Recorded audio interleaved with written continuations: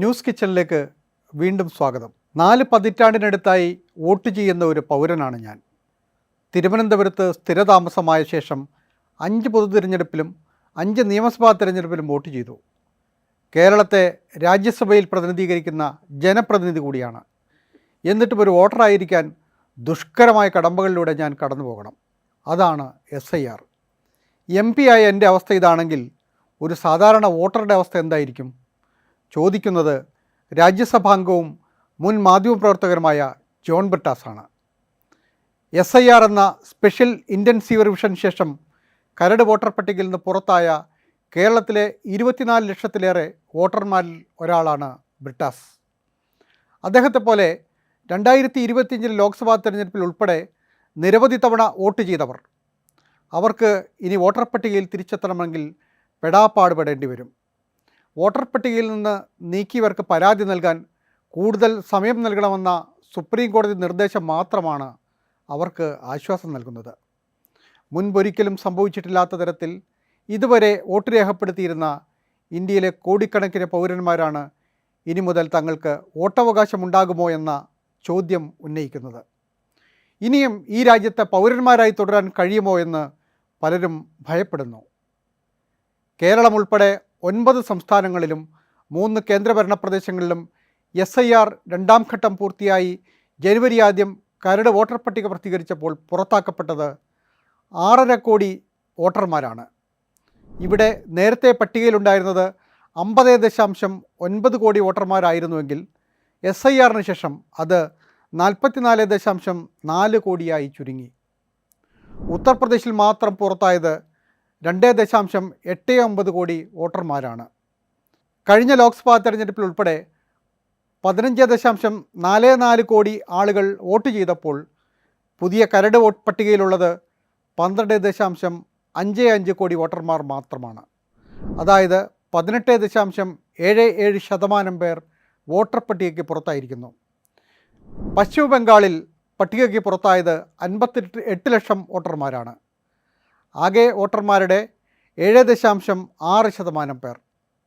തമിഴ്നാട്ടിലാകട്ടെ 97.3 ലക്ഷം പേർ നിലവിൽ പുറത്താണ്. BJP ഭരിക്കുന്ന മധ്യപ്രദേശിൽ 42 ലക്ഷം പേരും ഗുജറാത്തിൽ 73 ലക്ഷം പേരും പുറത്തായി. രാജസ്ഥാനിൽ 41.85% പേർ പുറത്തായതായി കരുതുന്നു. പ്രതിപക്ഷ പാർട്ടികളെ പിന്തുണയ്ക്കുന്ന വോട്ടർമാരുടെ പേരുകൾ നീക്കം ചെയ്യാൻ BJP ഗൂഢാലോചന നടത്തുന്നതായി കോൺഗ്രസ് നേതാക്കൾ ആരോപിക്കുന്നുണ്ട്.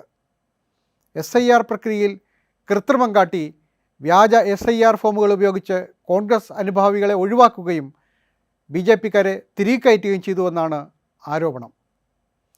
വോട്ടർമാരെ ഒഴിവാക്കാൻ കൃത്രിമങ്ങൾ കാണിച്ചതായി ബംഗാൾ മുഖ്യമന്ത്രി മമതാ ബാനർജി തെരഞ്ഞെടുപ്പ് കമ്മീഷന് 3 പരാതികൾ നൽകിയിട്ടുണ്ട്.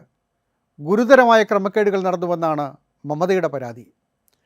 ഇലക്ടറൽ ഓഫീസർമാരുടെ അനുമതിയില്ലാതെ വോട്ടർമാരെ പുറന്തള്ളാൻ തെരഞ്ഞെടുപ്പ് കമ്മീഷൻ്റെ IT സംവിധാനങ്ങൾ ദുരുപയോഗം ചെയ്തത് 1951 ജനപ്രാതിനിധ്യ നിയമത്തിൻ്റെ ലംഘനമാണെന്ന് അവർ പറയുന്നു. തമിഴ്നാട്ടിൽ DMKയും കോൺഗ്രസും ഇടതു പാർട്ടികളും SIRൽ കൃത്രിമങ്ങൾ നടത്തിയതായി കുറ്റപ്പെടുത്തുന്നുണ്ട്. കേരളത്തിൽ തദ്ദേശഭരണ തെരഞ്ഞെടുപ്പ് പ്രവർത്തനങ്ങൾ പുരോഗമിക്കുന്നതിനിടയിൽ അനാവശ്യ ധൃതി കാട്ടിയാണ് SIR നടപ്പാക്കിയത്. ഇതിനെ സർക്കാരും പ്രതിപക്ഷ പാർട്ടികളും ഒരുപോലെ എതിർത്തിരുന്നു. എന്നാൽ ഇതൊന്നും പരിഗണിക്കാതെ മുന്നോട്ടു പോവുകയാണ് തെരഞ്ഞെടുപ്പ് കമ്മീഷൻ ചെയ്തത്. SIR ഫോമുകളിൽ പൗരത്വം തെളിയിക്കുന്ന രേഖകൾ ഹാജരാക്കണമെന്ന് നിർബന്ധിക്കുന്നത് ദുരൂഹമാണെന്ന് പലരും ചൂണ്ടിക്കാട്ടിയിരുന്നു. 2002 നടന്ന SIRൽ നിന്ന് പാടെ വ്യത്യസ്തമാണ് ഇപ്പോൾ നടക്കുന്ന പ്രക്രിയ. ഇതിനു മുമ്പ് രാജ്യത്ത് SIR നടന്നത് 2002 അന്ന് നടന്ന SIRൽ നിന്ന് പാടെ വ്യത്യസ്തമാണ് ഇപ്പോൾ നടക്കുന്ന പ്രക്രിയ. അന്ന് 2001 ആഗസ്റ്റിൽ തന്നെ SIRനുള്ള നടപടിക്രമങ്ങൾ തുടങ്ങിയിരുന്നു. ആദ്യത്തെ 31 ദിവസം എന്യൂമറേറ്റർമാരെയും ഇലക്ടറൽ ഓഫീസർമാരെയും നിയമിക്കാനും അവർക്ക് പരിശീലനം നൽകാനും അനുവദിച്ചു. നിലവിലുണ്ടായിരുന്ന വോട്ടർ പട്ടികയും അനുബന്ധ പട്ടികയും കൺസോളിഡേറ്റ് ചെയ്യാനും സമയം നൽകി. ഇത്തരം തയ്യാറെടുപ്പുകൾക്ക് ശേഷം സംയോജിത പട്ടികയുടെ അടിസ്ഥാനത്തിൽ പരിശീലനം ലഭിച്ച എന്യൂമറേറ്റർമാർ വീടുകൾ കയറി വെരിഫിക്കേഷൻ നടത്തി ആവശ്യമായ തിരുത്തലുകൾ വരുത്തി. 2025 SIR നടത്തുന്നതിന് പക്ഷേ പരിശീലനം ലഭിച്ച എന്യൂമറേറ്റർമാർ ഉണ്ടായിരുന്നില്ല. പകരം ബൂത്ത് ലെവൽ ഓഫീസർമാർ വഴി വോട്ടർമാർക്ക് ഫോമുകൾ നൽകി വേഗത്തിൽ പൂരിപ്പിച്ച് നൽകാൻ ആവശ്യപ്പെട്ടു. പലർക്കും പൂരിപ്പിക്കാൻ ആവശ്യമായ രേഖകളോ വിവരങ്ങളോ സമയമോ ഉണ്ടായിരുന്നില്ല. SIR ഫോമുകൾ തന്നെ വളരെ സങ്കീർണമായിരുന്നു. ലഭ്യമായ വിവരങ്ങൾ വെച്ച് ധൃതിപ്പെട്ട് സ്വയം പൂരിപ്പിച്ച് ഫോമുകൾ തിരിച്ചേൽപ്പിച്ചു. വിവരങ്ങൾ അപൂർണമാണെന്ന് ചൂണ്ടിക്കാട്ടി അനേകം പേർ പട്ടികയ്ക്ക് പുറത്തായിരിക്കുന്നു. ഛത്തീസ്ഗഡ്, ഗോവ, ഗുജറാത്ത്, കേരളം, മധ്യപ്രദേശ്, പുതുച്ചേരി, രാജസ്ഥാൻ, തമിഴ്നാട്, ഉത്തർപ്രദേശ്, വെസ്റ്റ് ബംഗാൾ എന്നീ സംസ്ഥാനങ്ങളിലും ആൻഡമാൻ ആൻഡ് നിക്കോബാർ ദ്വീപുകളിലും ലക്ഷദ്വീപിലുമാണ് രണ്ടാം ഘട്ടം SIR പൂർത്തിയായത്. അവശേഷിക്കുന്ന സംസ്ഥാനങ്ങളിലും കേന്ദ്രഭരണ പ്രദേശങ്ങളിലും കൂടി SIR പൂർത്തിയാകുമ്പോൾ വോട്ടർ പട്ടികയിൽ നിന്ന് പുറത്താകുന്നവരുടെ എണ്ണം എത്ര കോടി വരുമെന്ന് പറയാനാകില്ല. 1950 പ്രായപൂർത്തി വോട്ടവകാശം നടപ്പായ ശേഷം ആദ്യമായാണ് ഇത്രയും ഭീമമായ തോതിൽ പൗരന്മാർക്ക് വോട്ടവകാശമില്ലാതാകുമെന്ന ആശങ്ക ഉയരുന്നത്. ഒരർത്ഥത്തിൽ പ്രായപൂർത്തി വോട്ടവകാശമെന്ന ഭരണഘടനയുടെ ഉറപ്പ് തന്നെ ലംഘിക്കപ്പെടുന്ന സാഹചര്യം. യുദ്ധങ്ങളുടെ കാലത്തോ ക്ഷാമകാലങ്ങളിലോ അനേക ലക്ഷം പേർ മരിച്ച കോവിഡ് പടർന്നു പിടിച്ച കാലത്തോ പോലും ഇത് സംഭവിച്ചിട്ടില്ല. വോട്ടർ പട്ടികയിൽ നിന്ന് ചില ജനവിഭാഗങ്ങളെ ആസൂത്രിതമായി പുറത്താക്കാൻ നീക്കം നടക്കുന്നതായും ആരോപണങ്ങളുണ്ട്. ബീഹാർ നിയമസഭാ തെരഞ്ഞെടുപ്പ് നടക്കുമ്പോൾ 65 ലക്ഷം വോട്ടർമാർ കരട് വോട്ടർ പട്ടികയിൽ നിന്ന് പുറത്തായിരുന്നു.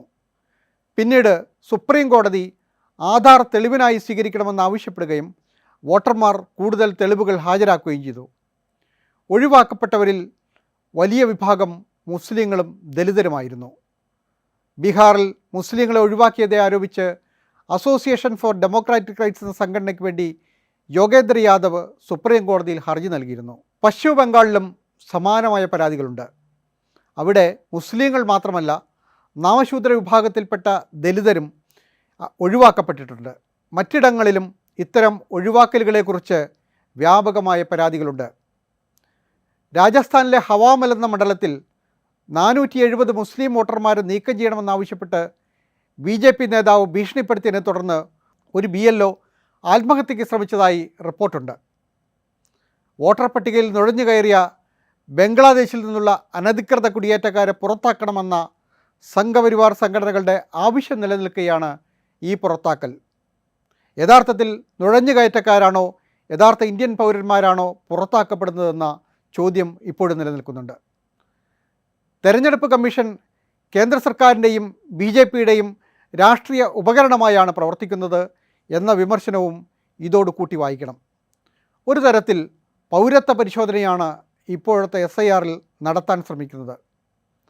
പൗരത്വം തെളിയിക്കുന്നവർക്ക് മാത്രമേ വോട്ടവകാശം നൽകാനാകൂ എന്നും തങ്ങൾക്ക് അതിന് അധികാരമുണ്ട് എന്നുമാണ് തെരഞ്ഞെടുപ്പ് കമ്മീഷൻ സുപ്രീം കോടതിയിൽ വാദിച്ചത്.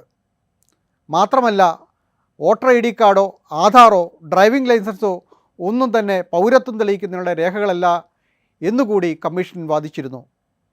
പകരം വോട്ടറുടെ ഫാമിലി റെക്കോർഡുകൾ ഉൾപ്പെടെയുള്ള വിവിധ രേഖകൾ ഹാജരാക്കാനാണ് കമ്മീഷൻ ആവശ്യപ്പെട്ടത്.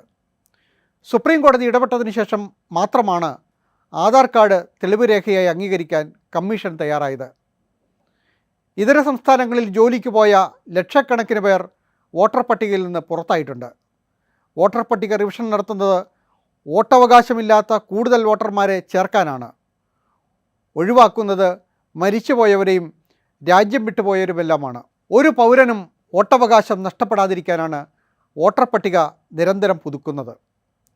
എന്നാൽ വോട്ടർമാരെ, അതും ചില വിഭാഗങ്ങളെ ഒഴിവാക്കാനാണ് ശ്രമിക്കുന്ന പരാതികളെ പാടെ തള്ളിക്കളയാനാകില്ല. 2025 SIR ലക്ഷ്യമാക്കുന്നത് വലിയൊരു വിഭാഗം വോട്ടർമാരെ ഒഴിവാക്കാനാണ്. അവരുടെ വോട്ടവകാശം റദ്ദാക്കാനാണ് തെരഞ്ഞെടുപ്പ് കമ്മീഷൻ ശ്രമിക്കുന്നത്. അതുവഴി ഒരു വിഭാഗത്തിൻ്റെ പൗരത്വം തന്നെ ചോദ്യം ചെയ്യപ്പെടുന്നു. പൗരത്വ നിയമ ഭേദഗതി വളഞ്ഞ വഴിയിലൂടെ നടപ്പാക്കുകയാണ് SIR എന്ന വിമർശനം ശക്തമായി നിലനിൽക്കുന്നു. ഭരണഘടന പൗരന്മാർക്ക് നൽകുന്ന അവകാശങ്ങളാണ് അതിലൂടെ റദ്ദാക്കപ്പെടുന്നത്. അതിലൂടെ ജനാധിപത്യം തന്നെ അട്ടിമറിക്കപ്പെടുന്നുവെന്ന ആശങ്ക അടിസ്ഥാനരഹിതമല്ല എന്ന് പറയേണ്ടി വരും.